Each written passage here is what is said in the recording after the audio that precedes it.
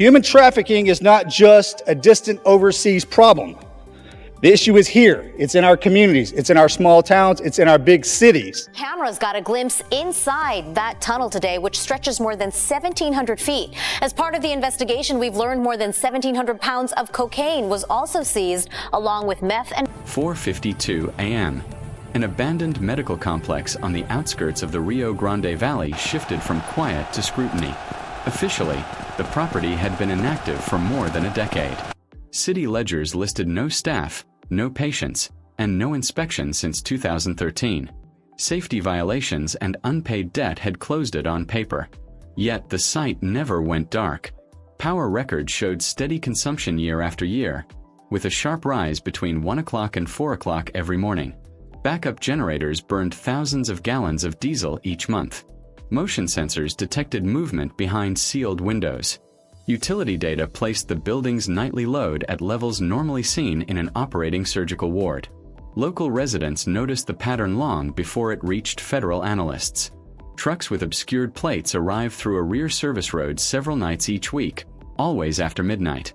A low mechanical hum carried through nearby streets. Strong disinfectant odors mixed with industrial coolant drifted from a place that was supposed to be empty. County inspectors renewed permits without entering the building. No alarms were raised. The structure remained listed as abandoned while its systems continued to function. When the irregular power usage crossed federal monitoring thresholds, shipping records tied to the facility were reviewed. Freight invoices appeared under shell logistics firms registered within the past 2 years. None of those companies had employees or offices, yet their names appeared repeatedly on manifests routed through southern Texas ports. The destination fields were often left blank. Cargo weights were inconsistent with the hospital's declared inactivity. At the center of the filings was a hospital director whose public profile showed a career built on medical outreach and refugee care. For more than 10 years, her name appeared on grant approvals, charity events, and pediatric treatment programs. On paper, thousands of children had passed through initiatives connected to the closed hospital. The record suggested a humanitarian operation that never stopped, even after the building itself was declared unusable. Blueprints obtained from city archives revealed the first physical inconsistency. Behind a service elevator, a section of concrete did not match the original design. When maintenance schematics were compared against recent thermal scans, a hollow space appeared beneath the basement floor. Ground-penetrating equipment confirmed a reinforced corridor extending well beyond the hospital's footprint.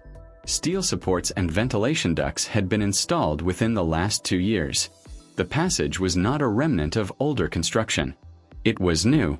Inside that corridor, lighting systems ran on a dedicated circuit. Floor markings were spaced at regular intervals, more like a logistics route than a hospital hallway. Drainage pipes led into a filtration unit designed to process biological waste at industrial volume. Blood traces were found on multiple surfaces.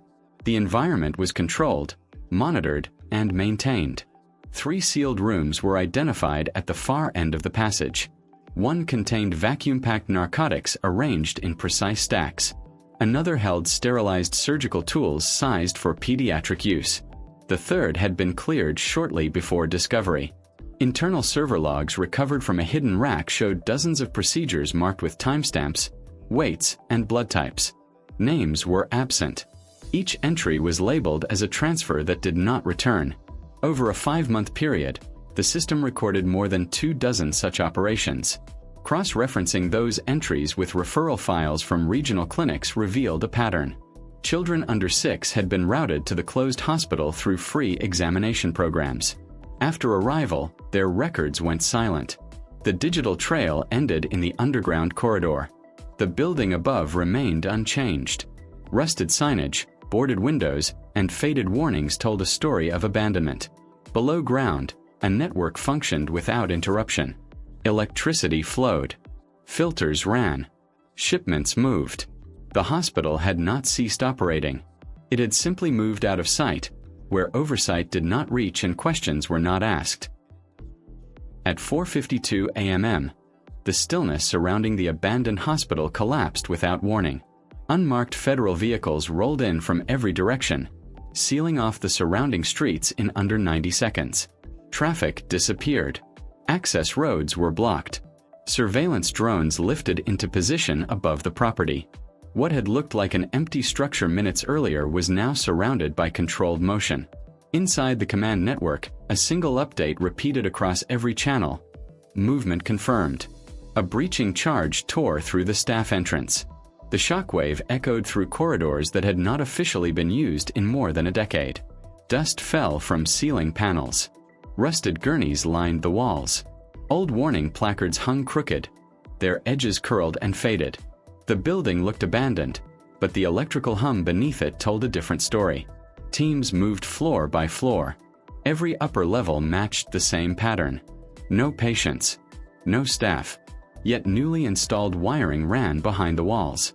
Fresh conduit lines dropped toward the basement, drawing enough power to support a fully operational surgical wing every night. Thermal imaging showed active heat zones far below the ground level. The reinforced corridor was reached 6 minutes after entry. A steel-lined passage replaced what should have been a storage hallway. Ventilation fans rotated slowly overhead. Biometric locks guarded each junction. The temperature was tightly controlled, far cooler than the rest of the building. This was not a forgotten space. It was maintained. The first sealed room was forced open. Inside, more than 200 kilograms of narcotics were stacked in vacuum-sealed bricks, labeled with dates, weights, and routing codes. Heroin, methamphetamine, and fentanyl were arranged on industrial shelving as if waiting for scheduled transport. Nothing was random. Everything was measured. The second room was colder. Industrial freezers lined the walls from floor to ceiling. Inside each unit were insulated medical containers, tagged with pediatric codes, age ranges, blood types, collection dates. The labels matched the entries recovered from the hidden servers found earlier in the tunnel system. That was when the shooting began. 5 armed guards emerged from behind a concrete barrier at the far end of the corridor. Their fire ripped through tiled floors and shattered outdated hospital signage. Agents dropped to cover and returned fire in controlled bursts. The exchange lasted 27 seconds. When it ended, all 5 attackers were down before they could reach the stairwell. The corridor was secured. Deeper inside the tunnel, 4 staff members attempted to flee. 3 doctors and 1 surgical technician carried backpacks filled with cash, encrypted phones, and removable storage drives. They reached the exit point south of the hospital grounds before highway units intercepted their vehicle 11 miles away. Inside were nearly $2 million in bundled currency and internal medical records detailing procedures never registered in any public database. Back inside the hospital, agents breached a steel door welded shut from the inside. Beyond it, a tunnel stretched away from the basement, wide enough for transport carts and reinforced with steel beams. Surveillance timestamps later confirmed it had been used twice a week for more than 6 years. The passage did not end on hospital property. It extended toward the industrial corridor that connected the city to the coast. By the time the full length was secured, more than 100 children had been recovered alive from holding areas within the underground system. Medical teams moved them out through secure exits. But the digital logs told a harder truth. More than 100 others had already been moved. Those entries were timestamped only hours earlier. The hospital was not just a hidden clinic. It was a transit hub.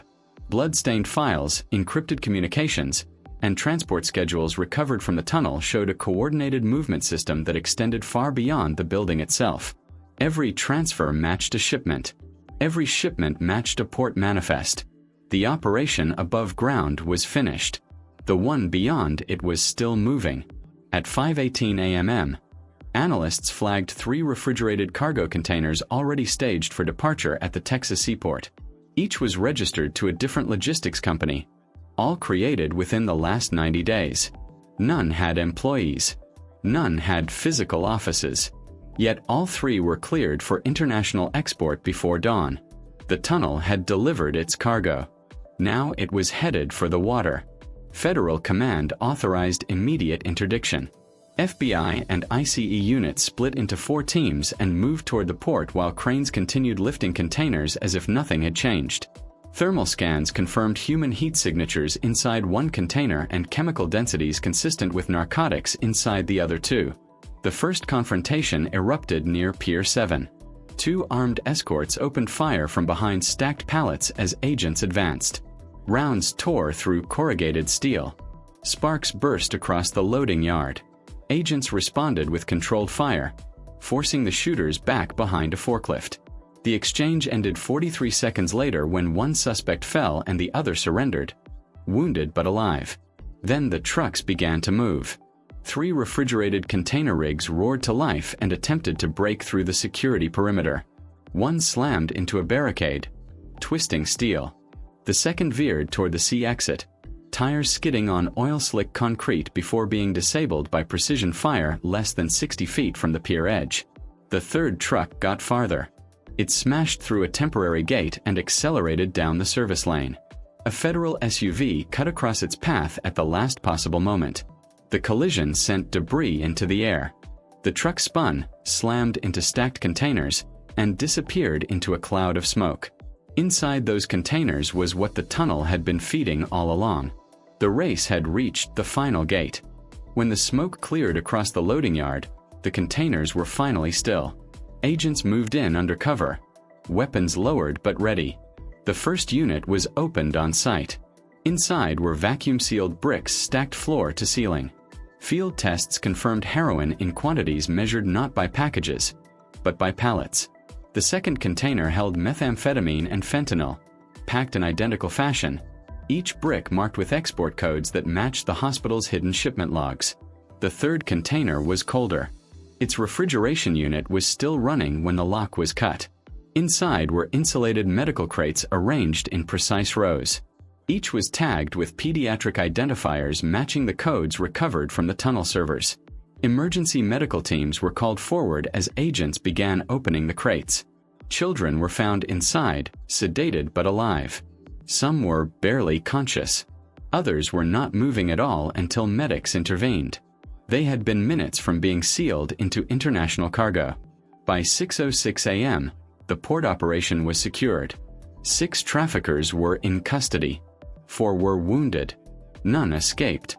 The cranes that had continued lifting containers through the firefight finally went silent. For a few seconds, no one spoke. The yard was filled with shell casings, tire marks, and the low mechanical hum of refrigeration units that had been carrying human lives toward the ocean.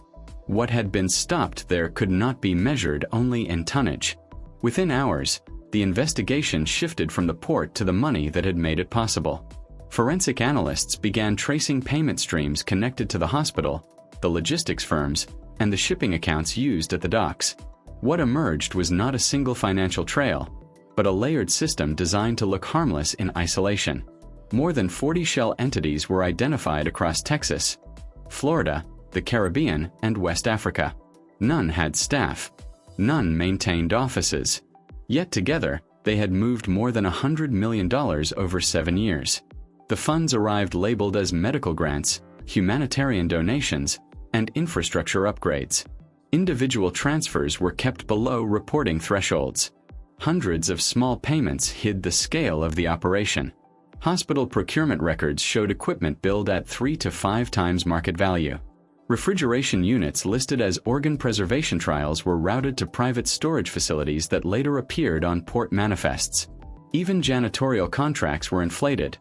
Their excess routed quietly into logistics firms tied to shipping schedules. When analysts aligned the financial data with tunnel activity, the pattern became undeniable. Every major transfer preceded a shipment. Every shipment followed a tunnel run.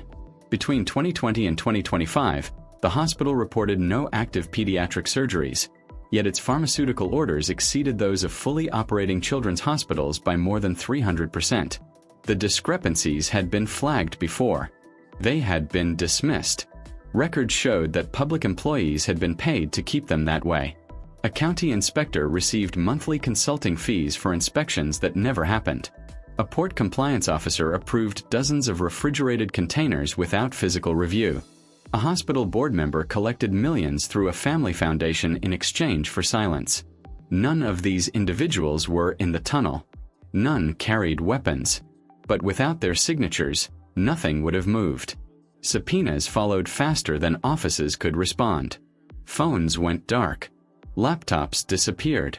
One mid-level administrator attempted to leave the country with nearly $1 million in cashier's checks stitched into a carry-on bag. He was detained at the gate. What investigators were seeing was not a criminal group hiding inside a hospital. It was a hospital redesigned to serve a market. Every approval had a price. Every delay and oversight translated into another transfer, another shipment, another erased record. By the third day, evidence rooms were filled with charts, photographs, and timelines linking financial flows to physical movement. The tunnel had carried bodies and drugs, but money was the bloodstream, and it had reached far beyond the hospital grounds, into offices where trust was assumed and scrutiny was optional. The arrests did not bring relief. They brought shock. By the morning after the port seizure, news of the operation had spread across the region. Radio stations were flooded with calls. Families began searching old records. Between 2016 and 2024, dozens had sent children through emergency referral programs tied to the same hospital administrator. Some received a single phone call. Others received nothing at all. No discharge summaries. No death notices. Just silence. Community centers filled with people holding paperwork that no longer made sense. Donation receipts. Transfer forms. Approval stamps. For years, they had believed they were supporting life-saving care. Instead, they had unknowingly funded a machine. And now they were beginning to see it. Inside city offices, routine gave way to urgency. Emergency meetings replaced scheduled briefings. Audit requests multiplied overnight. Within a week of the port interdiction, 6 regional hospitals launched internal reviews of their transplant and referral systems. Port authorities suspended 14 logistics contracts pending further investigation. A county oversight committee admitted that inspection failures stretched back more than 9 years. The fear was no longer abstract. It was no longer about a hidden tunnel or a single seized shipment. It was about how easily something this large had been allowed to operate without challenge. Families began comparing timelines. Referral letters stamped years earlier were matched against the hospital's internal logs. In several cases, the dates aligned with tunnel activity. A grandmother held a transfer confirmation from 7 years ago. Her grandson would have been 15 if he were alive. Another family produced donation receipts totaling tens of thousands of dollars, believing they had funded pediatric care. The same payments now appeared in financial records tied to freight companies and offshore accounts. More than 1,000 volunteers had passed through outreach programs connected to the hospital over a decade. Retired nurses, church groups, veterans organizations. None of them had seen the underground system. None had been told where certain children went after intake. They had trusted the paperwork. Federal hotlines were opened. More than 3,000 calls came in within 72 hours. Reports described transport vans parked outside clinics, children seen once and never again, and emergency referrals that ended without follow-up. Patterns began to form that extended beyond the hospital itself. The final arrest related to the facility took place quietly just after 6:20 a.m., when the hospital's former director was placed in handcuffs inside a secured interview room. There were no cameras, no crowds, no statements. By then, the case had already moved beyond any single individual. Within 3 days of the port operation, task forces expanded the investigation statewide. Subpoenas went out to dozens of hospitals, charities, inspection offices, and logistics firms across 4 counties. Analysts compiled preliminary numbers that forced even veteran investigators to pause. Hundreds of altered patient files. More than 100 confirmed tunnel-linked shipments. Millions traced through medical and humanitarian channels. The hospital was sealed under federal order. Concrete was poured into the tunnel entrance. Steel plates were welded over access points. Engineers confirmed the underground system had cost tens of millions of dollars to build, paid for through grants and donations meant to save lives. But physical closure did not erase what had already happened. Inside evidence rooms, walls filled with pediatric tags, refrigeration logs, and shipping manifests stamped with dates that matched missing person reports. Every document was clean. Every file was precise. There was no chaos in the records, only intention. Charges were prepared that ran hundreds of pages. drug distribution, human trafficking, financial crimes, abuse of public trust. Each count carried decades of potential sentencing. Combined, they represented multiple lifetimes. Outside the courthouse, residents gathered again. Some held signs. Others held photographs. Many stood in silence, watching an institution they once trusted collapse under the weight of its own paperwork. Regulatory changes followed quickly. State health authorities ordered mandatory audits of all inactive medical facilities going back 15 years. Port inspection procedures were rewritten. Refrigerated cargo screening increased by hundreds of % in less than a month. Oversight expanded into areas that had long relied on routine rather than verification. Still, no policy could undo what had already been allowed to happen. One internal briefing summarized the case in a single line. The operation succeeded because no one believed a hospital could be used this way. That assumption had been the shield. By the time the case reached the national stage, one conclusion had settled across every agency involved. This was not an intrusion from outside the system. It was a distortion of the system itself. The structure that had allowed the tunnel to function was built from paperwork, credentials, and routine approvals that no one had reason to question until the damage was already done. The hospital now stood dark. No generator hum. No hidden lighting behind sealed windows. The building that had once been treated as a closed chapter was finally still. But the silence carried a different meaning. It was no longer the quiet of neglect. It was the quiet that follows exposure. Inside federal evidence facilities, the records continued to speak. Pediatric labels, shipping manifests, financial ledgers showing how humanitarian language had been used to move millions of dollars without triggering scrutiny. Each document was professional. Each carried official stamps. That was what made them effective. Nothing about the operation depended on chaos. It depended on procedure. Prosecutors assembled a charge list that spanned trafficking, financial manipulation, obstruction, and the misuse of public institutions. Every line was built from timestamps and signatures. Every entry connected a transfer to a shipment to a payment, and a payment to a decision made inside an office that was supposed to protect the public. Emergency reforms moved forward, but they could not restore what had been lost. Families were left with gaps in their histories that no investigation could fill. Communities carried a new awareness that familiar buildings and trusted titles do not guarantee safety. Oversight, once treated as routine, became a matter of urgency. What the case left behind was not closure. It was attention. The hospital had operated for years not because it was hidden, but because it was believed to be finished. Because it carried the language of charity.